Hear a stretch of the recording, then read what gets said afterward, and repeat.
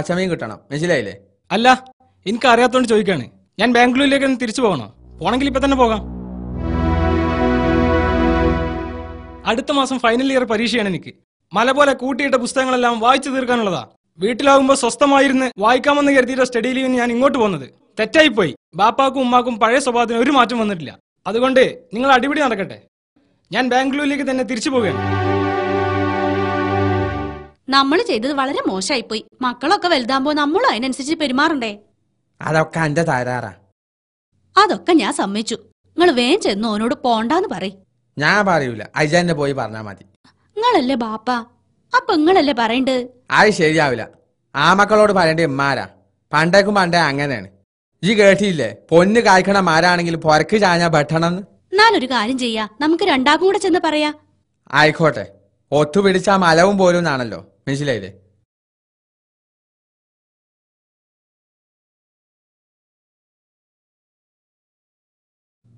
കമറോ, ഇനി ഞങ്ങളെ പ്രശ്നം കൊണ്ട് പോണ്ട. ഞങ്ങൾ ഇനി ഒരു പ്രശ്നം ഉണ്ടാക്കൂല. സത്യാണല്ലോ. ഇനി ഉമ്മാനും ബാപ്പാനും തർക്കം ഈ മുറിക്കുള്ളിൽ കേട്ടാൽ ഞാൻ സ്ഥലം വിടും. ബാപ്പ എന്ത് പറയുന്നു? ഞാൻ നിർത്തി. നീ പോരെ, നിന്റെ ഒച്ച ജി കേൾക്കൂല, മനസ്സിലായില്ലേ? അങ്ങനെയാണെങ്കിൽ ഞാൻ പോണില്ല. എന്നാലേ എന്റെ വായന മുടക്കണ്ട. നടക്കി നടക്കി ഇങ്ങോട്ട് വരി. നമ്മളെ വീട്ടിലൊരു എഞ്ചിനീയർ ഉണ്ടാവാന്ന് പറയണേന്റെ ഗമ എന്തായിരിക്കും? പുറത്തിറങ്ങി നടക്കുമ്പോ എഞ്ചിനീയറെ ബാപ്പയാണ് ആ പോണതെന്ന് നിങ്ങളെ ചൂണ്ടി ആൾക്കാര് പറയണത് ഒന്ന് ഓർത്തു നോക്കി. വായിക്കാതെയും പഠിക്കാതെയും എഞ്ചിനീയർ ആവാൻ പറ്റുമോ? അപ്പൊ അതിനുള്ള സൗകര്യം ചെയ്തു കൊടുക്കേണ്ടത് ആരാ? നമ്മള്. ഏതായാലും ഞാൻ പോയി കുറച്ച് മീൻ വാങ്ങി കൊണ്ടുവരാം. മുണ്ടിയ ബാപ്പ അമ്മനെ തല്ലും. മുണ്ടിയില്ലേ ഈ ബാപ്പ പന്നിയർച്ചി തിന്നു പറഞ്ഞ മാതിരി എഞ്ചിനീയർമാർ കുറച്ച് മീനൊക്കെ കൂട്ടുന്നത് നല്ല, മനസ്സിലായില്ലേ?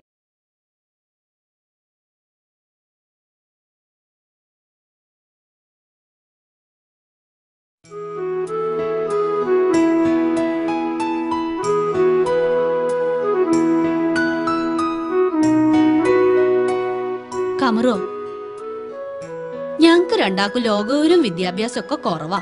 എന്താ ഉമ്മ അങ്ങനെയൊക്കെ പറയണത്? ഞാൻ നേരത്തെ തിരിച്ചു പോകാൻ ഒരുങ്ങിട്ടാ. അതൊക്കെ വെറുതെ അഭിനയിച്ചതല്ലേ? അതൊക്കെ എനിക്കറിയാം.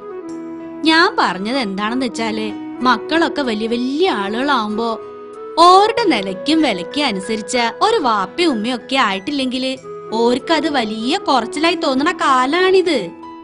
നിന്റെ വാപ്പയ്ക്ക് ഈ വീടും പരിസരവും ആടും കോഴിയും റേഡിയോ പരിപാടികളും ഒക്കെയാണ് വലിയ കാര്യം. പുറത്തുനിന്ന് നോക്കുന്നവർക്ക് നിന്റെ വാപ്പ ചെറിയൊരു ലോകത്താണെങ്കിലും ബാപ്പയെ സംബന്ധിച്ച് വലിയൊരു ലോകാണിത്. നിനക്ക് ഞാൻ പറഞ്ഞൊന്നും ഇഷ്ടപ്പെട്ടിട്ടില്ലാന്ന് തോന്നണ്. ഈ ഒന്നും മിണ്ടണില്ല. ഏത് ആൾക്കൂട്ടത്തിലും എനിക്ക് എന്റെ ബാപ്പയും ഉമ്മയും ചൂണ്ടിക്കാണിച്ച് അതാണ് എന്റെ വാപ്പ, അതാണ് എന്റെ ഉമ്മ എന്ന് പറയാൻ ഒരു സ്റ്റാറ്റസിന്റെ പ്രശ്നമില്ല ഉമ്മ. പോരെ? പക്ഷേ അതൊക്കെ തുടങ്ങണതേ ഈ കല്യാണം കഴിക്കണതോടു കൂടി ആയിരിക്കും. അങ്ങനെ തോന്നാത്തൊരു പെണ്ണിനെ ഉമ്മ തന്നെ കണ്ടുപിടിച്ചു തന്നാ മതി, ഒരു 10 കൊല്ലം കഴിഞ്ഞിട്ട്.